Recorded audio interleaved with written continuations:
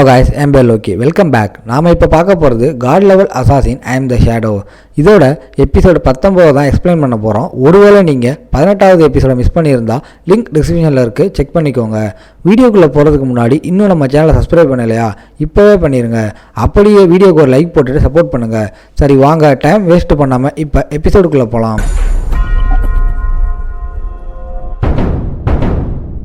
எபிசோடோட ஸ்டார்டிங்கில் எல்லாருமே கொல்லுங்க, அங்கே ஒரு மான்ஸ்டரை காட்டுறாங்க.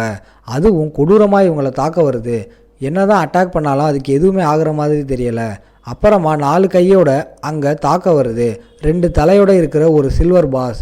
இங்கே சுச்சுவேஷன் ரொம்ப மோசமாக இருக்குது. ஆனால் நம்ம ஃபேங்க்கு இன்னமும் ஒரு விஷயம் புரியலை. அந்த இடத்துல மான்ஸ்டர் கூட சண்டை போடுறது ஓகே, ஆனால் இவங்கெல்லாம் என்ன பண்ணுறாங்க, நிறைய பிளேயர்ஸ் தன்னைத்தானே அங்கே கொள்கிறாங்க. சைடில் இன்னமும் நிறைய பேரை காட்டுறாங்க. எல்லாருமே பொண்ணுங்க தான். அதுக்கு நடுவில் கிங் மாதிரி ஏதோ ஒரு பர்சன் இருக்கான். வேற யார், அந்த சாங் தான். சாங்கை பார்த்த உடனே ஆல்ரெடி ரொம்ப வெறியாக இருந்த நம்ம ஆளு, உன்னைத்தாண்டா தேடிட்டு இருந்தேன், போன வாட்டி என்னை முதுகில் குத்திட்டு நீ கொண்டுட்டல, இந்த வாட்டி அதுக்காக தான் பழி வாங்கலாம்னு நான் இங்கே வந்திருக்கேன். எல்லாம் ஒரு ஆம்பளையாடா, ஒரு கோலை மாதிரி பொண்ணுங்க பின்னாடி போய் ஒளிஞ்சிக்கிட்டு இருக்க. இப்படி இருக்கும்போது நீ சேஃப் அப்படின்னு யோசிக்கிறியா? உன்னை விட நான் பல மடங்கு ஸ்ட்ராங்கு. இந்த கோலை மாதிரி ஏகப்பட்ட விஷயத்த சொல்லுவானா? திடீர்னுட்டு அங்கே ஒரு ஆண்டி நடுவில் வந்து பயங்கரமாக அடிக்குது. எனக்கு எவ்வளோ தைரியம் இருக்கும்? எங்கள் சாங் ஃபையை நீ எப்படி அப்படி சொல்லுவ? அதுக்கான விளைவு தான் இது. ஏன் இந்த பொண்ணுங்க இந்த அளவுக்கு ஸ்ட்ராங்காக இருக்காங்க அப்படின்னு தானே நீங்கள் எல்லாம் யோசிக்கிறீங்க. அதுக்கு ஒரே ஒரு காரணம் தான் இருக்குது. இந்த சாங் இருக்கான்ல, அவன்கிட்ட ஒரு டைட்டில் இருக்குது. ஹெவன் டிஃபைனிங் மேட்ச் கார்டு மூலமாக ஆள் ஏகப்பட்ட விஷயத்த பண்ணுவான். போன வாழ்க்கையிலையும் அதே மாதிரி தான் ஏகப்பட்ட ஃபேன்கேலை இவன் ட்ரிக் பண்ணான். இங்கே வந்து எனக்கான மேஜிக் கிளாஸை தேர்ந்தெடுக்க மாட்டீங்களா இப்படி சொன்ன உடனே அவங்களும் பைத்திய மாதிரி அதையே பண்ணாங்க. யார் மேஜிக் கிளாஸ் எடுத்தாங்களோ கடைசியில் அவங்களோட பவர் ஸ்கில் எல்லாமே ஒரு வகையில் சாங்குக்கு தான் அங்கே சொந்தமாகும். அந்த இடத்துல வெறுமனை மேஜா ஒண்டி இருக்கும்போது பொண்ணுங்களால் அவ்வளோக்கும் எதுவுமே பண்ண முடியாது. அதுக்காக நிறைய பொண்ணுங்க அவங்களோட ஆட்ரிபியூட்டை இன்டெலிஜென்ஸில் போட்டாங்க. அதனால் சில பேர் கிளாஸ் கேனன் மேஜாக ஆனாங்க. அது போக மீதி இருக்க மேட்ச் பொண்ணுங்க அவங்க எல்லாருமே அவங்களோட ஆட்ரிபியூட்டை அவங்களுடைய எஜிலிட்டியில் போட்டாங்க. சில பேர் டிஸ்ட்ரப்ஷன் மேட்ச் ஆனாங்க, மற்றவங்க ஹெல்த்தில் போட்டாங்க. இதனால் அவங்க ஷீல்டாக இருப்பாங்க. அது போக அங்கே ஒரு குண்டா ஒரு ஆண்டி மாதிரி ஏதோ ஒரு லேடி இருக்கு. இந்த மாதிரி ஆளுங்கள்லாம் ஸ்ட்ரென்த்தில் அவங்களோட பவரை போட்டிருப்பாங்க. இது மூலமாக அவங்க கிட்ட என்னதான் ஒரு குச்சி இருந்தாலும் அதுவே ஒரு பலமான ஆயுதமாக இருக்கும். இந்த டைமில் மேஜாக இருக்கிற ஒரு ஃபேன் கேலையும் அப்படித்தான் இவன் கண்ட்ரோல் பண்ணவே செஞ்சான். அங்கே நிறைய பேருக்கு ஒன்று இவங்களோட கும்பலையே அங்கே நிறையவே லைஃப் எனர்ஜியை திருட ஆரம்பித்தது. ஆனால் ரொம்ப நாளைக்கு அது நிலைக்குமான்னு கேட்டால் கிடையாது.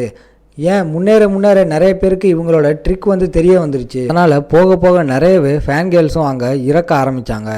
எல்லா பொண்ணுங்கக்கிட்டையும் அவன் சொல்கிறான், ஓ சிஸ்டர்ஸ், நீங்கள் வந்து எனக்காக ரொம்ப கடுமையாக உழைச்சிருக்கீங்க, அதுக்காகவே ஆசைப்பட்றேன், கண்டிப்பாக அந்த பாஸை உங்களால் கொல்ல முடியும்னு. அதே மாதிரி இந்த உலகத்தில் உங்களால் தான் அமைதியும் லவ்வும் பரவ போகுது, வைலன்ஸ் இல்லாமல். அங்கே கேவலமாக இருக்க அந்த ஆண்டி சொல்லுது, பிரதர் சாங் பாயை சொல்லிட்டாரு. அதே மாதிரி சாங் பாய், நீங்கள் நினைக்கிற மாதிரி இந்த மான்ஸ்டரை அழிக்கிறது அது ஒன்றும் அந்தளவுக்கு ஹார்டாக இல்லை, அதனால் நீங்கள் கஷ்டப்பட வேணாம். ஏன்னா நீங்கள் கஷ்டப்படும் போது எங்களுக்கு ரொம்பவும் கஷ்டமாக இருக்குது. ஏன்னா எங்களை விடவும் ஹார்ட் ஒர்க் பண்ணுறது நீங்கள் தான் அப்படின்னு இதுவும் அங்கே லைன் மேலே லைனாக சொல்லுது. இந்த லேடியும் மற்றவங்க கிட்ட சொல்லுது, அட மற்றவங்க எல்லாருமே என்ன பண்ணுறீங்க, நம்ம இந்த அகிலியான மான்ஸ்டரை கொன்னே ஆகணும். அதனால் வாங்க மை டியர் சிஸ்டர், நம்ம தான் பிரதர் சாங் பாய்க்காக இதை பண்ணணும். இந்த லேடி என்ன மாயமோ மந்திரதோ சொல்லிச்சின்னு தெரியலை. எல்லாருமே அங்கே ஒத்துக்கிறாங்க. பயங்கரமான அட்டாக்ஸ் தான் அவங்க பண்ணுறாங்க. அந்த மான்ஸ்டர் மேலே ஒரு அட்டாக் விழும்போது அங்கே வந்து பொண்ணுங்கெல்லாம் சொல்கிறாங்க, பிரதர் சாங் பாயை நீ வந்து நெருங்கலான்னு பார்க்குறியா, பிரதர் சாங் பாய் தான் எல்லாமே எங்களுக்கு, அப்படி இருக்கும்போது சாங் பாயை நாங்கள் கொல்ல விட மாட்டோம் அப்படின்னு சாங் பாய்க்காக ஒரு போய மாதிரி ஏதேதோ சொல்கிறாங்க. இது எல்லாத்தையுமே நான் உங்களுக்காக சொன்னேன்னா கண்டிப்பாக அது ரொம்பவும் கிரிஞ்சாக இருக்கும். நான் கிரிஞ்சித்தனமாக ஏதேதோ இந்த பொண்ணுங்க மாதிரி சொல்ல வேணாம். அதனால் கிரிஞ்சித்தனமாக இருக்கிற அந்த வேர்டிங் எல்லாத்தையுமே நான் கொஞ்சம் மாற்றி ஷார்ட்டாக சொல்லிடுறேன். அப்படின்ட்டு அந்த மான்ஸ்டர் ஒரு அட்டாக்கை வந்து அதுவும் டைரெக்டாக சாங் மேலே வந்து விடுது. சாங் மேலே பட வந்த அட்டாக்கை வேற ஒரு பொண்ணு வாங்கிக்கிறா.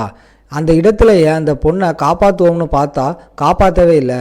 அந்த பொண்ணு கடைசியாக அங்கே லைஃப் எனர்ஜியாக மாறி சாகும்போது அங்கே நடிக்கிறான். நல்ல வேலை உங்களுக்கு வந்து எதுவுமே ஆகலை அப்படின்னு சாங் அங்கே நடிக்கிறானா.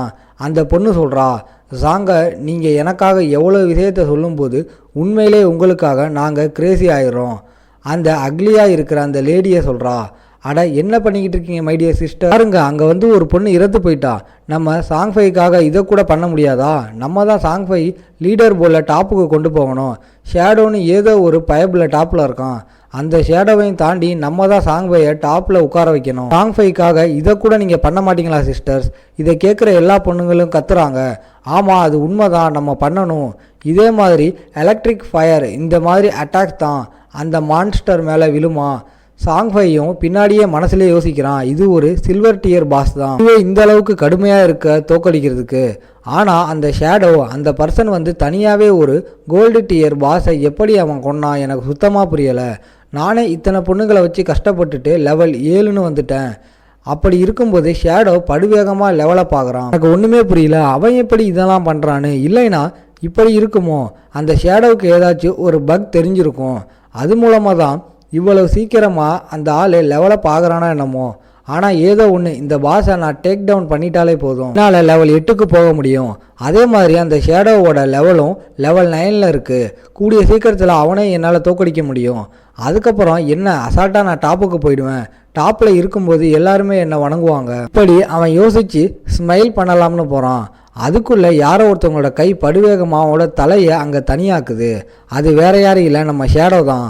அவனோட தலையை அங்கே துண்டாயிடுச்சு. ஷேடோ அப்பையும் விடாமல் அவனோட தலையை அப்படியே க்ரஷ் பண்ணுறான் பாருங்க. அந்த அளவுக்கு ஷேடோவுக்கு நம்ம சாங் மேலே கடுப்பு. ஏன்னா உங்களுக்கு ஞாபகம் இருக்கும் நம்ம சாங் எந்த அளவுக்கு அவன் ஏமாத்திருப்பான்னு. அதனாலேயே அவனோட மண்டையை அப்படியே கையாலே நசுக்க ஆரம்பிக்கிறான். பார்க்குற எல்லா பொண்ணுங்களுக்கும் ஆச்சரியமாக இருக்குது. அட அங்கே என்ன ஆகுது, அவரோட தலை எதுக்கு துண்டாக இருக்குது? ஏதாச்சும் பண்ணலாம்னு போகிறதுக்குள்ளேயே அவங்கள சுற்றியும் டார்க்னஸ் அப்படியே பரவ ஆரம்பிக்குது. அடுத்த செகண்ட் என்ன ஆயிருக்கும்னு உங்களால் கெஸ் பண்ண முடியும். அதே விஷயந்தான் இங்கேயும் ஆகுது. வெற்றிகரமாக சாங் ஃபையை கொண்டுட்டீங்க, கூடவே இருக்கிற அந்த மேஜர்ஸ் அந்த பொண்ணுங்களையும் கொண்டுட்டீங்க அப்படின்னு ஒரு நோட்டிஃபிகேஷன் வருது. ஆனால் இதுலேயும் ஒரு கிரேசியான விஷயம் என்னன்னா, இறந்தே போயிட்டாங்க. அப்படி இருக்கும்போது அங்கே டேமேஜ் மேலே டேமேஜாக விழுந்துக்கிட்டே இருக்குது. எல்லாமே 2000க்கும் கிட்டத்தட்ட இருக்கிற டேமேஜ் தான். அதனால் அந்த மான்ஸ்டரை செத்து போயிடுது. இதை பார்க்குற மற்றவங்களுக்கெல்லாம் ஷாக் ஆகுறாங்க. இதுக்கு முன்னாடியே சாங் மேலே கடுப்பாக இருக்க ஒரு கும்பலை நம்ம பார்த்துருப்போம்ல, அதுவும் அங்கே வந்திருக்கும். அவங்களால சுத்தமாக அவங்களோட கண்ணை நம்ப முடியலை. ஏன்னா ஒரு சில்வர் டியர் பாஸை அப்படியே நம்ம ஆள் ஒன் ஷாட் பண்ணிட்டான். அதுக்கும் மேலே அவன்கிட்ட அப்படிப்பட்ட ஸ்கில் இருக்குது. அவனோட ஸ்கில் மூலமாக 1000க்கும் மேலே நிறையவே டேமேஜ் போகுது. என்கிட்ட இருக்குது ஸ்கில்லு, இதெல்லாம் வச்சு தாக்கும்போது 100, 40, 50 தான் போகும். ஆனால் எப்படி அவர் இந்த அளவுக்கு பயங்கரமாக பண்ணார்? ஆமாம், இவர் யார்? இல்லை, இது வந்து அவராக இருக்கும்னு நினைக்கிறேன். ஷேடோ தானே இவர் டாப்பில் இருக்கார். ஆல்ரெடி கோல்டு டியரில் இருக்க பாஸை கொன்னவர் இப்படின்னு எல்லாருமே அங்கே பேசுகிறாங்க. அங்கே ஷேடோவை சில பேர் வணங்குறாங்க. அடே ஷேடோ, நீங்கள் தாராளமாக அங்கே இருக்கிற ஐட்டம்ஸ் எல்லாம் எடுக்கலாம், நாங்கள் எதுவுமே பண்ண மாட்டோம். ஆனால் ஷேடோ எதையுமே அவ்வளோக்கும் கண்டுக்கலை. ஆனால் ஷேடோவுக்கு நல்லாவே தெரியும், இதுவே போன வாழ்க்கையாக இருந்துச்சுன்னா அவ்வளோதான், எல்லாருமே எப்படா வாய்ப்பு கிடைக்கும் அப்படியே தாவி கொண்டுடலாம் அப்படின்னு பார்ப்பாங்க. ஏன்னா இப்போ நம்ம ஷேடோவோட பவரை பார்த்த உடனே அவங்களுக்கு தெரிஞ்சு போயிடுச்சு, ஏதாச்சும் பண்ணால் அவ்வளோதான். இதோட இந்த எபிசோட் முடியுது. உங்களை நான் அடுத்த எபிசோடில் பார்க்குறேன். இந்த வீடியோ பிடிச்சிருந்தா மறக்காமல் லைக், ஷேர் அண்ட் சப்ஸ்கிரைப் பண்ணிடுங்க.